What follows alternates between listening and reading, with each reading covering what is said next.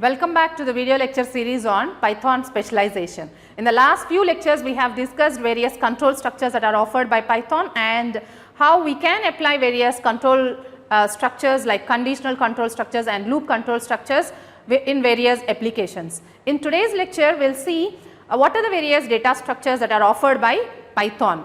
So, the agenda of this video is we will try to understand how data structures are necessary for a programming language, and moreover we will see what are the various data structures that are offered by Python programming language.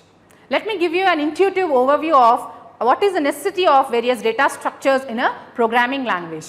Data structures are basically the fundamental concepts of computer science, and as they allow us to create efficient programs. Efficient programs, I mean they allow us to create the programs which can execute faster. That is, depending on the data structure we select, the time of execution of the program will be decided. So, basically a data structure provides a way of organizing and storing the data. So, if you here you can observe a stack data structure where the operations we can perform in the last in first out order. That is, the element that is inserted last is the element that is deleted first. You can observe now a queue data structure where the operations are performed in a FIFO order. That is, the first element that is inserted is the element that is deleted. So, when you are implementing an application which requires a queue, say for example a ticket booking example. So, in that case it makes sense to select the queue data structure than the stack data structure, right. That is, the data structure that we select to implement a program depends on the execution time of the program. The data structure that we select largely affects the execution time of any program.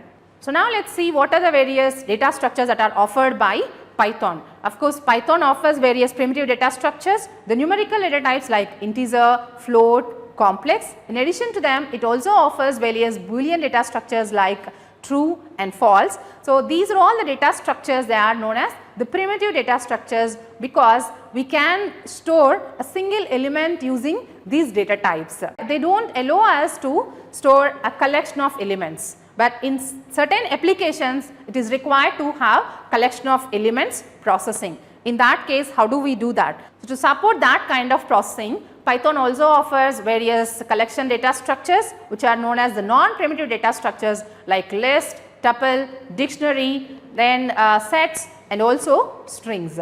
So, these are all the data structures that allow us to store collection of elements and we can process the collection of elements. So, here this figure gives you the big picture of various data types that are offered by Python programming language.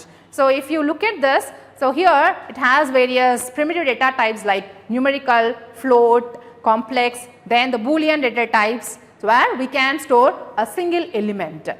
You can even see Python collection data types like set, tuple, dictionary, list. So, list, string, tuple, they come under the category of sequence types as they allow us to store the elements where there is an ordering among the elements of the data structures. That is how they come under the category of sequential type.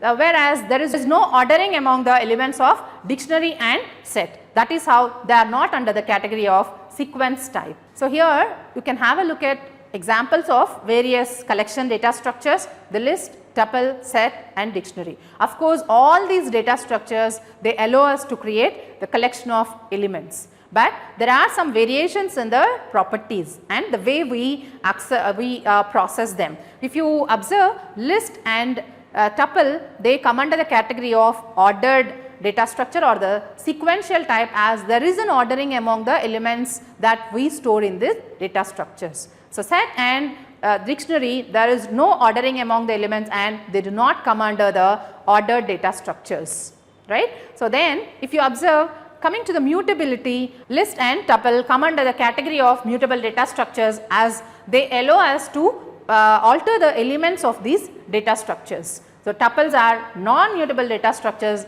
that means once we create the data structure it is not possible to alter the elements of these data structures. Then coming to the dictionary, it allows us to change the elements to some extent.